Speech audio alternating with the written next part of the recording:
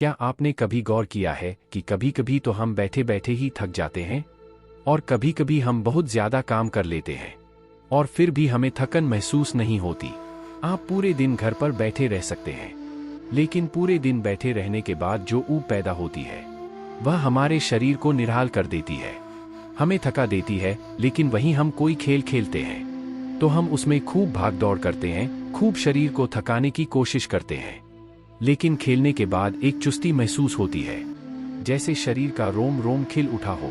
अगर आप देखें तो यह बात अपने आप में एक विरोधाभास है, क्योंकि प्राकृतिक रूप से होना तो यह चाहिए कि जब आदमी खेलता है तो उसका शरीर थकता है, इसीलिए खेलने के बाद उसे थकावट महसूस होनी चाहिए। और जब आदमी खाली बैठता है वह अपने शरीर को थका ही नहीं रहा, वह तो आराम कर रहा है, फिर उसे थकावट क्यों महसूस होती है? अगर आप इसका जवाब जानना चाहते हैं तो इसका जवाब है हमारे मन की ऊब है। जहां तक शरीर की बात है, शरीर को थकने से मन नहीं थकता, और अगर आपका मन थक जाता है तो आपका शरीर साथ नहीं देता। ऐसा ही होता है खाली बैठने में, और मन की इस ऊब को हम तनाव कहते हैं। आज की जो कहानी मैं आपको सुनाने वाला हूं उसमें आपको तनाव के बारे में सारी जानकारी मिल जाएगी, और अगर आप तनाव को समझ लेते हैं तो आपके जीवन से दुखों का मिटना निश्चित है, क्योंकि दुख तनाव के कारण ही पैदा होता है। तो चलिए इस कहानी से हम तनाव को समझते हैं। इससे पहले कि आप इस कहानी में खो जाए, प्लीज वीडियो को लाइक और चैनल को सब्सक्राइब करके बेल आइकन की घंटी दबाकर ऑल को जरूर सेलेक्ट कर ले। दोस्तों, यह आपसे रिक्वेस्ट है। मन का मंत्र कैसे काम करता है, चलिए कहानी शुरू करते हैं। ये उस समय की बात है जब गौतम बुद्ध एक गांव में अपना समय व्यतीत कर रहे थे। उस समय तक बुद्ध की चर्चाएं दूर दूर तक फैल चुकी थी। काफी दूर दूर से लोग अपनी चिंता और दुखों के बारे में गौतम बुद्ध के पास समाधान खोजने के लिए आते थे। ऐसे ही एक दिन जब गौतम बुद्ध आश्रम में अपने शिष्यों को उपदेश दे रहे थे तो एक अधेड़ उम्र का आदमी अपने 12-13 साल के लड़के को साथ लेकर गौतम बुद्ध की तरफ चला आ रहा था। गौतम बुद्ध ने एक नज़र उस पर डाली और उपदेश में बैठने के लिए कहा। जब उपदेश खत्म हुआ तो गौतम बुद्ध ने उस आदमी को अपने पास बुलाया और अपने पास बैठने का इशारा किया। जंगल में हरियाली छाई हुई थी और बहुत ही सुहाना मौसम था। जंगल में तरह तरह के पक्षियों की आवाज वहां पर गूंज रही थी। इसके बाद गौतम बुद्ध ने उस आदमी से आने का कारण पूछा। इस पर वह आदमी कहता है कि हे तथागत, मैं 2 दिन की यात्रा करके अपने बेटे को आपसे मिलवाने लाया हूँ। यह मेरा इकलौता पुत्र है। यह हमेशा थका थका रहता है, ऐसा लगता है कि इसके शरीर में कोई जान ही नहीं है। अगर हम इससे कुछ कहते हैं तो यह छोटी छोटी बातों पर गुस्सा करता है, और इसकी देखने की क्षमता भी उम्र से पहले ही कमजोर हो गई है, और इसके बाल भी पकने लगे हैं। मुझे तो कुछ समझ नहीं आता कि यह सब क्या हो रहा है। भला इतनी कम उम्र में इतनी ज्यादा उम्र का लगता है। हे बुद्ध, मैं अपने बेटे को लेकर बहुत चिंतित हूँ। जब मैं अपने बेटे को डॉक्टर के पास लेकर गया तो उन्होंने कुछ औषधियां देकर कहा कि अपने बेटे को तनाव कम लेने दिया करो। वह अपने दिमाग में बहुत तनाव लेता है और इसी वजह से उसकी ऐसी हालत हो रखी है। लेकिन उनके लाख बताने पर भी मुझे तनाव का मतलब समझ में नहीं आया। मुझे पता ही नहीं कि तनाव होता क्या है और उसे कैसे उसके दिमाग से निकाला जाए। उसके लिए पहले तो मुझे यह समझना होगा कि तनाव होता क्या है, और इसीलिए बुद्ध, मैं आपके पास आया हूँ। कृपया करके मेरी समस्या का समाधान कर दीजिए। यह सुनकर गौतम बुद्ध उस लड़के को बड़ी गौर से देखते हैं, उसकी आंखों में देखते हैं, उसके चेहरे पर देखते हैं, और फिर उसके हाथ की नब्ज भी देखते हैं। यह सारी विधियां करने के बाद गौतम बुद्ध उस आदमी से कहते हैं कि तनाव लेना तो कोई नहीं चाहता, लेकिन फिर भी तनाव लोगों को दीमक की तरह पकड़ लेता है, और इंसान को यह पता ही नहीं चलता कि वह तनाव में जी रहा है। लेकिन अगर वही इंसान तनाव को समझ लेता है, तनाव के बारे में कोई ऐसा पैमाना बना लेता है कि उसे पता चल सके कि वह कितना तनाव में है, तो वह समस्या का समाधान भी खोज सकता है। मुख्य रूप से तनाव के 8 कारण होते हैं। इसके बाद गौतम बुद्ध कहते हैं कि सबसे पहले तो हमें समझना यह होगा कि तनाव होता क्या है।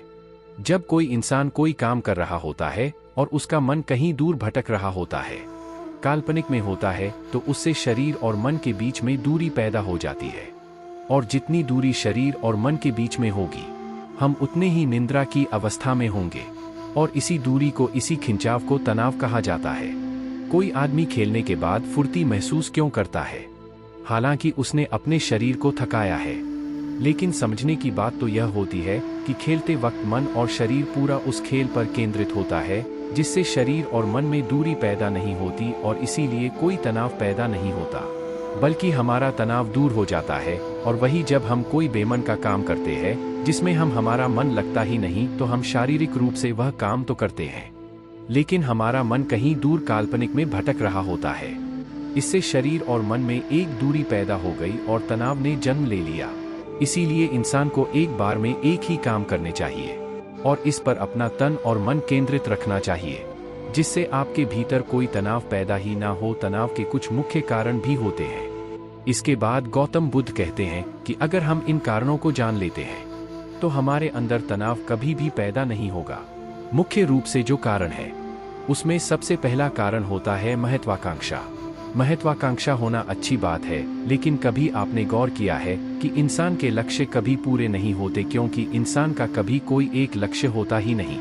जब इंसान एक लक्ष्य को प्राप्त कर लेता है तो दूसरा लक्ष्य स्थापित हो जाता है और इसी तरह वह अपने लक्ष्य को पाने के लिए गोल गोल घूमता रहता है।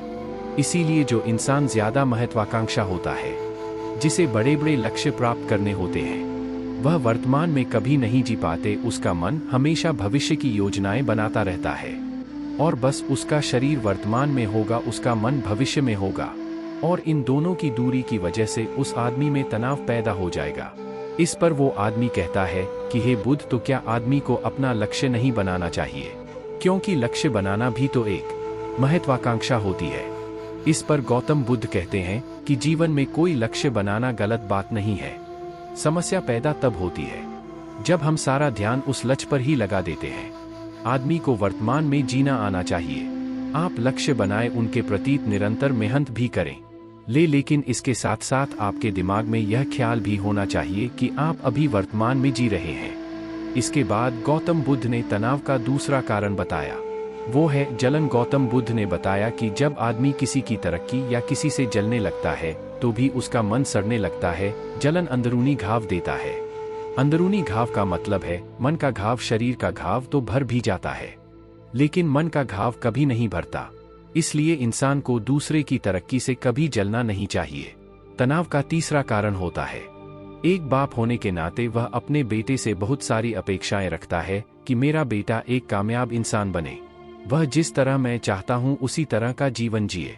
और जब आदमी किसी से अपेक्षा करने लगता है तो कहीं ना कहीं वह अनजाने में खुद के लिए तनाव पैदा कर रहा होता है। जरा सोचिए कि वही बेटा अगर अपने बाप के हिसाब से नहीं चलेगा, वह नहीं बन पाएगा जो उसका बाप चाहता है, तो फिर उसके पिता के मन को तनाव पकड़ लेगा। इसलिए किसी से भी अपेक्षा नहीं करनी चाहिए, ना ही दूसरे से और ना ही खुद से। इसके बाद तनाव का अगला मुख्य कारण बताते हुए गौतम बुद्ध ने कहा कि मन का काम करने से भी तनाव पैदा होता है। जिस काम में हमारा मन नहीं लगता, जिसमें हमारी रुचि नहीं होती, तो उस काम में हम अपना मन नहीं लगा पाएंगे। हमारा मन कल्पनाओं की उड़ान भरेगा और हमारा शरीर वहीं बैठा रहेगा। इसीलिए दोनों में दूरी पैदा होने की वजह से यह भी तनाव का कारण बन जाता है। इसीलिए आदमी को सिर्फ रुचि के हिसाब से ही काम करने चाहिए। इसके बाद गौतम ने कहा कि शारीरिक दुख भी तनाव का कारण होता है। जब आदमी को कोई शारीरिक कष्ट होता है तो आदमी का मन इस बीमारी के बारे में सोचता रहता है, जिससे उसके मन में दुख के विचार बनते हैं और वहीं पर तनाव पैदा हो जाता है। यह सुनकर उस आदमी ने कहा कि हे बुद्ध, शारीरिक दुख तो किसी को भी आ सकता है, तो क्या वह आदमी हमेशा तनाव में ही जिएगा? इसका जवाब देते हुए गौतम बुद्ध कहते हैं कि यह बात ख्याल करने की होती है कि हमारा जीवन दुखों का आधार है। जैसे जैसे हमारी उम्र बढ़ती है वैसे वैसे बीमारियां आती हैं, दुख आते हैं और एक दिन मौत भी आ जाती है। तो बीमारियां जीवन का अभिन्न हिस्सा है। किसी को वह समय से पहले आती है तो किसी को बाद में आती है। और जब इंसान का मन इसके बारे में समझने लगेगा तो अपनी बीमारी के बारे में सोचकर ज्यादा तनाव नहीं लेगा, क्योंकि वह जीवन का एक अभिन्न हिस्सा है। और इसके लिए आदमी को शारीरिक रूप से भी अभ्यास करते रहना चाहिए, ताकि उसका शरीर लंबे समय तक स्वस्थ बना रहे।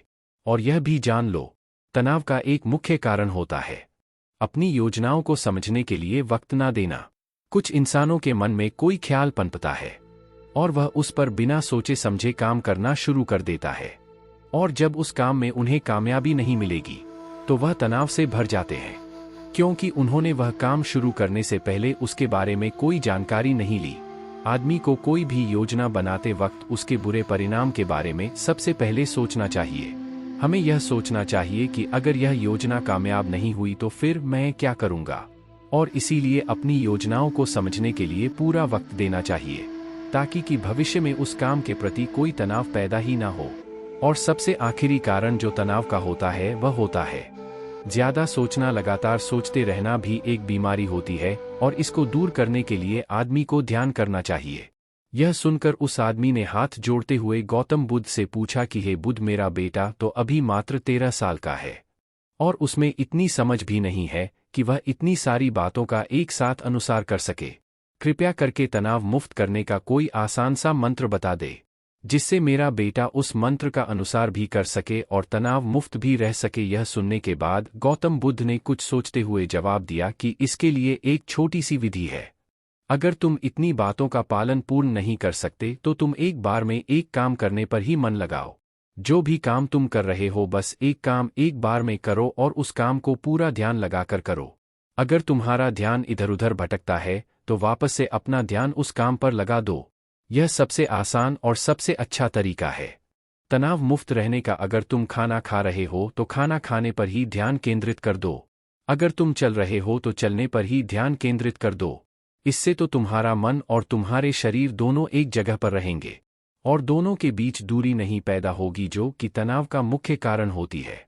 दोस्तों, आज की युवा पीढ़ी एक बार में 2-2, 3-3 काम एक साथ करती है। जैसे कि कोई आदमी खाना खाते वक्त टेलीविजन भी देखता रहता है, फोन पर बात भी करता रहता है और फिर बाद में कहता है कि मैं तनाव में जी रहा हूं। जब 3-3 काम एक साथ करेगा आदमी तो तनाव पैदा होना तो लाजमी है, क्योंकि मन तो पूरा ध्यान लगाकर एक बार में एक ही काम कर सकता है। पूरी तरीके से ध्यान दो चीज पर कभी नहीं लगा सकता। इसीलिए जहां तक संभव हो सके कोशिश कीजिए कि आप अपना ध्यान एक ही काम पर लगाएं। तो दोस्तों, कैसी लगी ये आपको कहानी कमेंट करके जरूर बताएं।